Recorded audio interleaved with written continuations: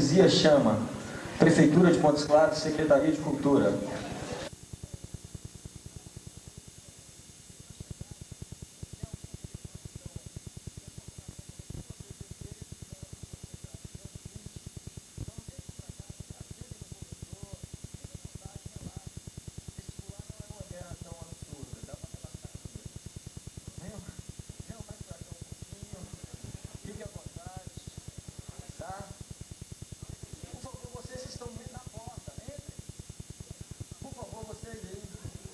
Quem vai liberar para os outros descerem, colaborem.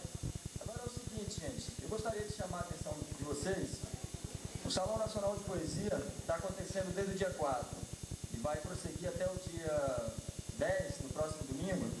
E Montes Claros está tendo a oportunidade de receber os poetas, escritores, artistas que vêm pensando a arte contemporânea de todos os lugares do país. Para a gente é uma oportunidade ímpar. Eu gostaria que vocês aproveitassem mais.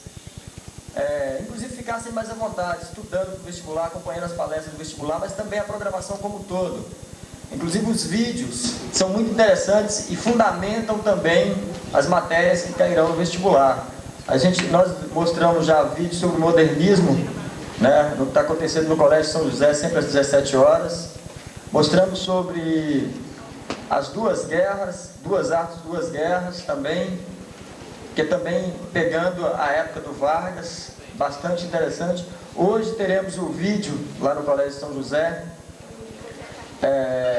com a poetriz, a poeta e atriz capixaba Elisa Lucinda, que mora no Rio, que é um encontro marcado com a arte, às 17 horas.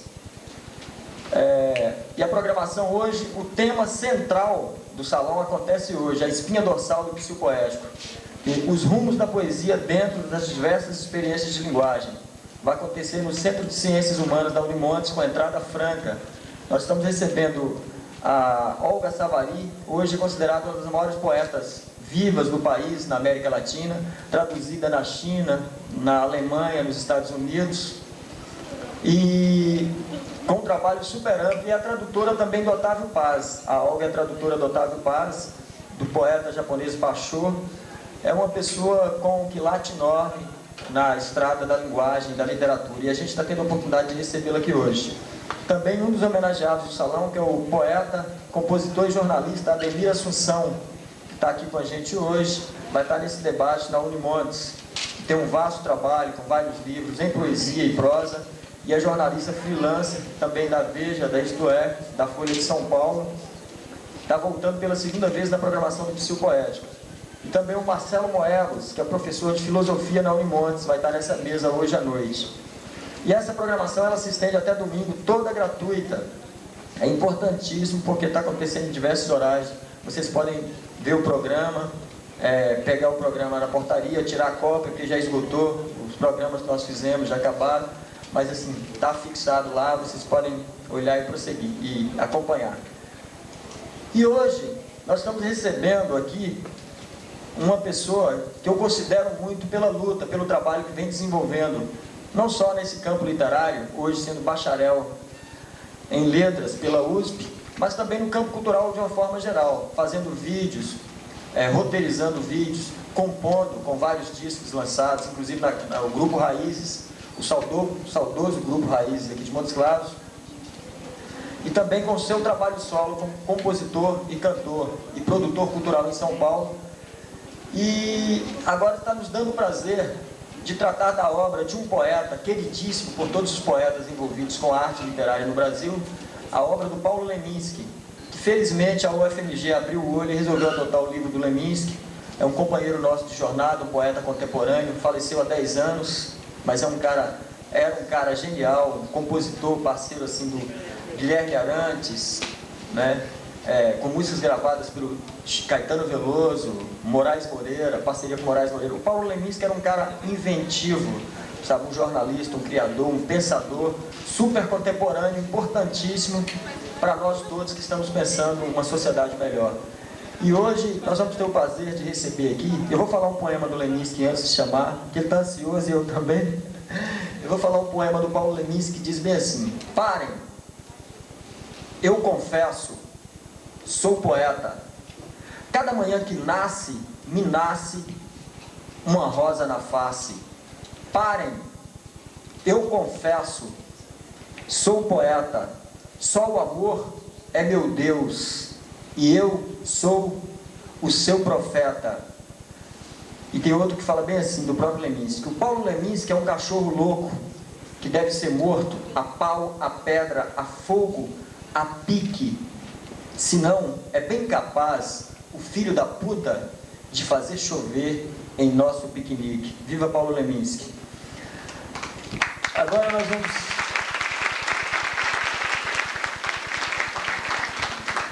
nós vamos trazer aqui o mestre Elcio Lucas para vocês.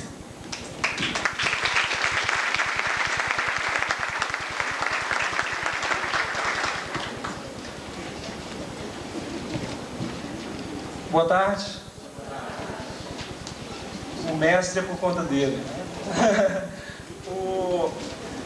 Com grande prazer estar aqui com vocês, eu que sou montesclarense também, e ver o Centro Cultural dessa maneira, né?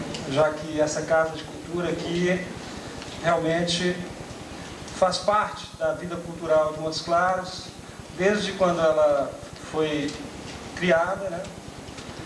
Até as várias reformas que vieram a serem feitas. E dá de parabéns o Haroldo, o Psicoético, a Secretaria de Cultura. E vamos ao Paulo Leminski. Distraídos venceremos. Então, já nesse título, né, já ocorre alguma coisa, né? Não é um título que a gente escuta e fica sossegado, né? Alguma coisa está estranho aí, né? Então tem um estranhamento, né? Que é um elemento muito usado na poesia moderna, né? O estranhamento. Qual seria esse estranhamento, então? Esse estranhamento está no sentido de que distraídos venceremos. É meio... Não é concluente para a gente, porque na verdade a gente pensa que atentos venceremos, né? E distraídos talvez perderemos, né? Então esse título já é marcante para todo o sentido da obra e em geral para a obra do Paulo Leminski como um todo. É poesia. Mas que poesia é essa? Né? E agora mesmo vocês escutaram 2 versos do Leminski. E é uma poesia, não é uma poesia como pensavam os nossos avós, né? Uma poesia de sentimentos, né? Ou é de sentimentos, mas o que tem por trás disso, né? Então, vamos voltar um pouco, pensar na palavra poesia, né? Que vem do grego poiesis e significa fazer algo. E nesse significar fazer algo, tem um sentido de criação. Então é criação. Agora, criação como? De quê? Então tem uma história que o pintor Degas chegou para o Mallarmé e falou: "Ô mestre, eu tenho muitas ideias, boas ideias, e não consigo fazer um poema." Aí o Mallarmé falou com ele assim: "Ô Edgar, a poesia não são feitas com ideias, são feitas com palavras." Então, esse limiar entre... E que Mallarmé é um ícone desse limiar da modernidade, de tratar a palavra enquanto o poema enquanto palavras, a palavra que se aponta para si mesma, né? E não para um sentido exterior, né? Mas tratando um pouco ainda da visão ali do Aristóteles, quando por poética, né? Na poética ele diz que a poesia e todas as outras artes, é no sentido da imitação, né? Então, o ser humano teria esse prazer no imitar, né? E essa imitação era refletida no teatro, refletida na poesia. Então, o que significava essa poesia do tempo de Homero, por exemplo, né? Significava aquele cantar os feitos, né? Cantar tudo aquilo que ocorreu, né? Ou que teria ocorrido, né? Nesse sentido, a poesia trouxe, e todas as artes trouxe essa questão da imitação, e era natural isso. Imitar não era ruim. Até um pouco depois do Barroco, a imitação era natural. Essa questão de originalidade é muito recente, a noção de original. Então,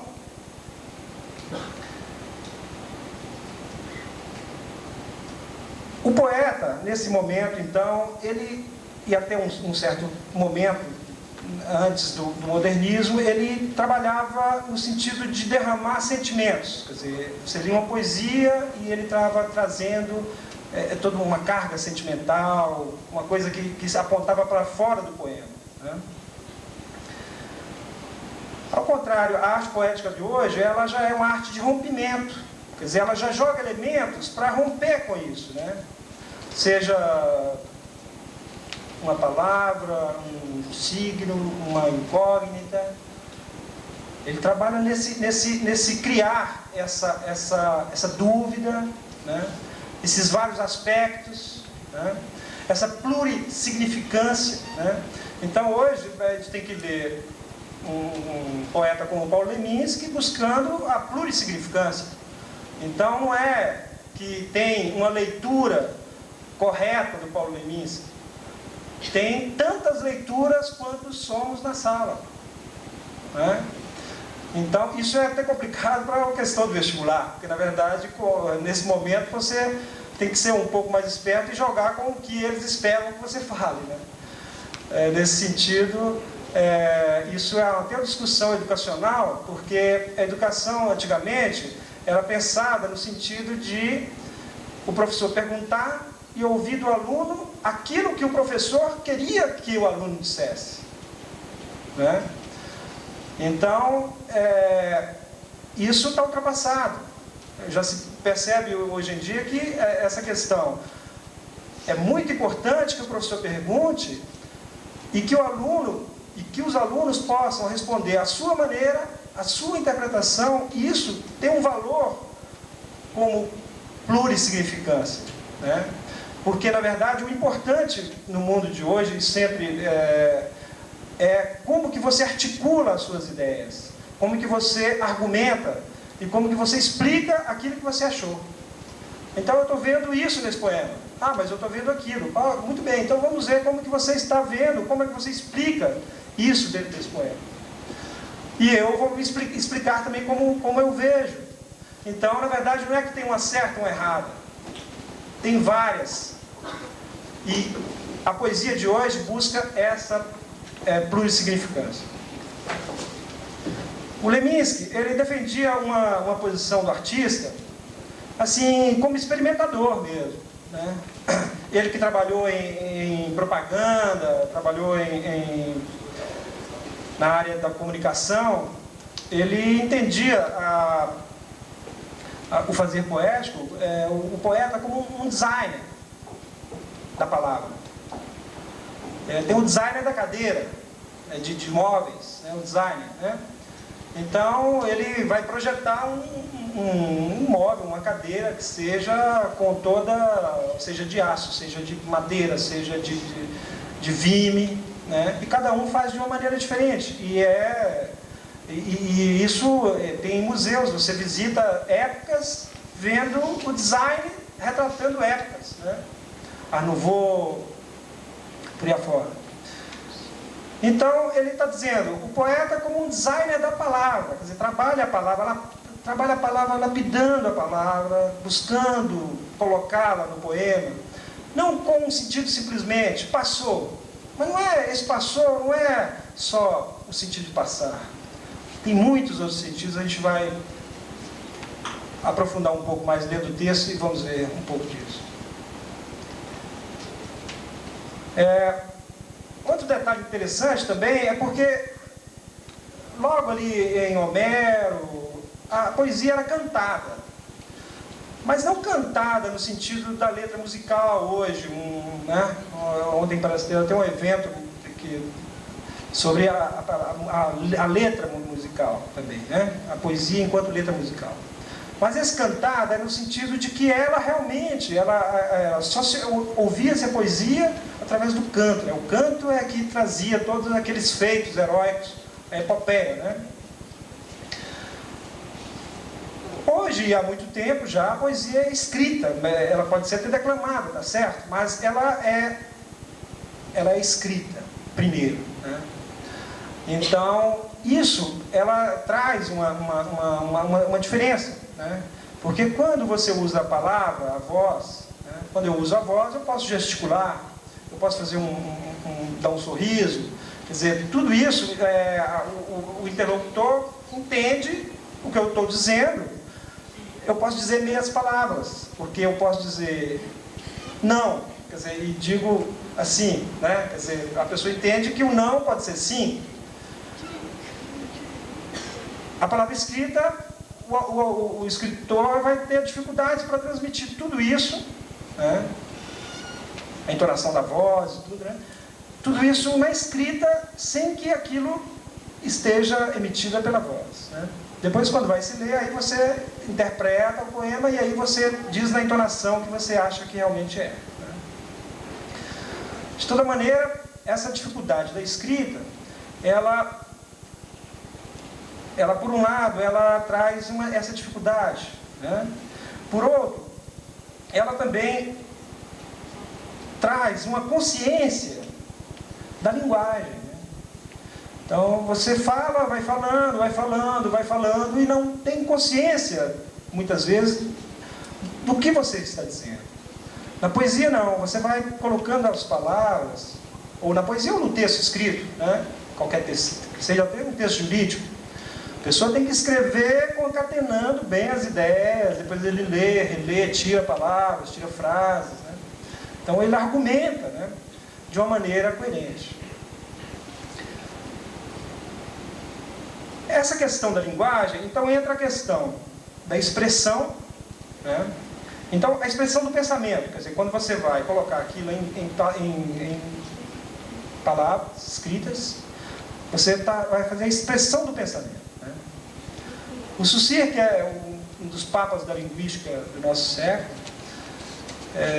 ele colocava assim a questão, e isso desde os orientais já diziam, o pensamento é caótico.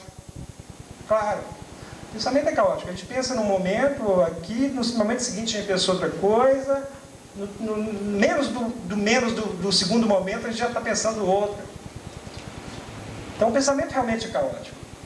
Para conseguir a expressão, é preciso que haja uma concatenação desse pensamento. Você precisa ordená-lo.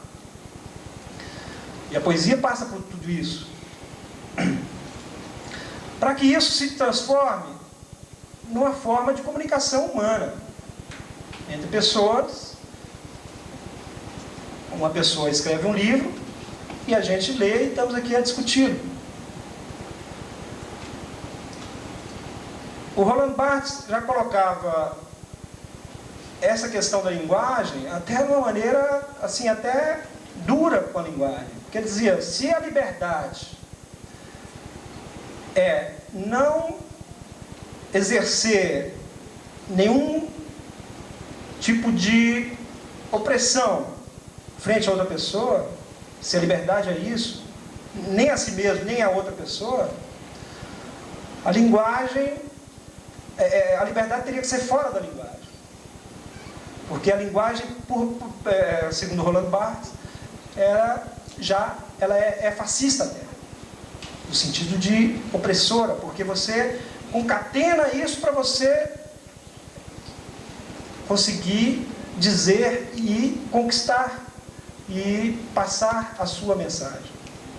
muito questionado esse dito do Roland Barthes. É interessante a nível de discussão teórica.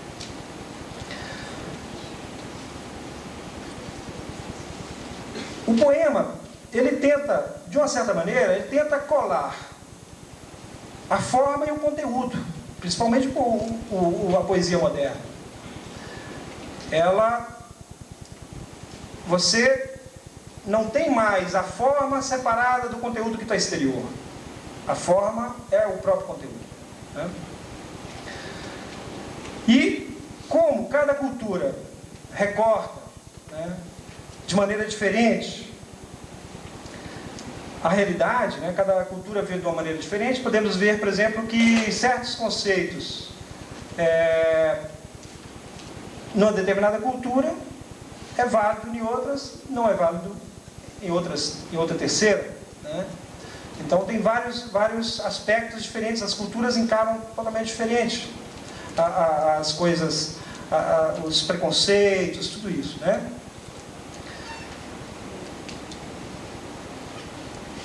E com a era industrial e a sociedade de consumo, o elemento artístico, a arte em si, seja a poesia, seja a música, seja o teatro, se transformou num objeto de consumo, como qualquer outro. Isso foi um grande choque, né, para quem fazia arte, porque realmente isso trouxe uma dor, porque a poesia, a música, a arte era considerada uma coisa sublime, né? E hoje é vendida como um objeto de consumo, né? Como um objeto qualquer que você compra um disco, um livro, né? Ou um sapato, né? Isso trouxe um grande choque para as artes. Mas elas também buscaram essa adaptação, né? Elas buscaram se integrar a isso. E no Brasil o movimento modernista buscou essa integração, trazendo elementos da indústria, do mundo cibernético, para dentro da própria poesia, da própria arte. Mais à frente, e aí já estamos chegando no cenário e nas influências do Paulo Leminski, o concretismo veio,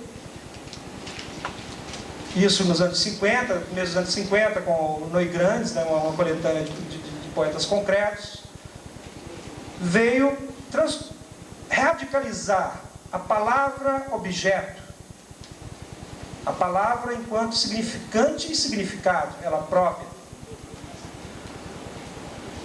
E o Paulo Leminski se insere também nessa corrente, não só nessa, ele foi uma pessoa que trabalhou. Ele conseguiu captar várias correntes e trabalhá-las na sua poesia final. Mas isso é um dado importante, porque o concretismo já trouxe a questão, a forma é conteúdo, conteúdo é forma. Então, a própria disposição das palavras no texto, na página, já sofreu alteração. Um poema pode ser lido de várias maneiras, então eu posso embaralhar as palavras, porque cada um lê da maneira que quiser.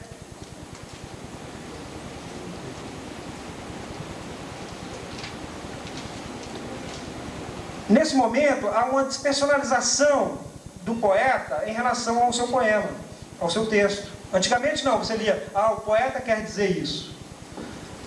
A partir daí, não é que o poeta quer dizer isso, o poema quer dizer isso, ou poderia dizer isso melhor, né? Então o poema é que diz. O poeta, ele se despersonaliza totalmente para que a palavra possa se expressar. Hoje em dia, pode-se pensar que não é tão importante o que o poeta diz, mas como ele diz, né? Não só o poeta, tem várias artes, quase todas as artes, isso é um fato, né? Então essa força do concretismo, né? Com os irmãos Campos, Augusto de Campos, Haroldo, Décio Pignatari, o Mário Chamy, né? O significante, então, assumindo a frente do processo, né, compositivo, né? O significante, que é a palavra em si concreta, tomando, não, você olhar a palavra e não ver não é o significado que é o mais importante. O significante, a palavra, como ela está, como ela foi quebrada, isso a gente vai poder ver em alguns poemas, né? Como que o poeta quebrou uma palavra para dizer outra coisa, ou para dizer mais coisas, né? Outra influência marcante da poesia do Paulo Leminski é a poesia marginal, né? A chamada poesia marginal. Isso é um movimento de contracultura, né, que nasceu nos Estados Unidos, buscando desacralizar aquela coisa dos artistas oficiais, né, os cânones, né? Esse movimento é interessante porque o que é marginal ontem pode ser hoje o cânone, né? Uma pessoa um Tom Zé, que era marginal, hoje é um artista consagrado, até principalmente no exterior, né? Mas essa contracultura, ela veio junto ali, movimento beat, toda uma questão para quebrar aquela estrutura, que na verdade, nós estamos falando de poesia e tal, mas nós estamos falando do mundo, da vida. É uma coisa viva isso, não é uma coisa morta no papel. Então, todo esse movimento artístico, ele veio para quebrar o quê? Quebrar as estruturas, os preconceitos, muitos preconceitos que hoje a gente já não tem, não é mesmo? Hoje nós já vivemos num mundo onde temos um outro tipo de liberdade, seja homem ou mulher, do que há 30 anos atrás os nossos pais, né? Os nossos avós, então, nem se fala. Então, isso faz uma revolução, né? Essas palavras, elas fazem uma revolução. Então, no Brasil, esse contexto ainda era muito... Porque a partir de 64 é a ditadura militar. Então, houve uma tensão muito grande em relação ao que era colocado como oficial. Esse oficial, nesse caso nosso aqui, era até pior, porque era um oficial que a gente identificava com o movimento militar. Então, todo movimento que se fazia na contracultura brasileira, ela era no sentido de quebrar mesmo essa verdade que se colocava, né, do Brasil grande, do Brasil, né, do bolo que ia ser repartido e tal, né? E era chamada... E aí teve a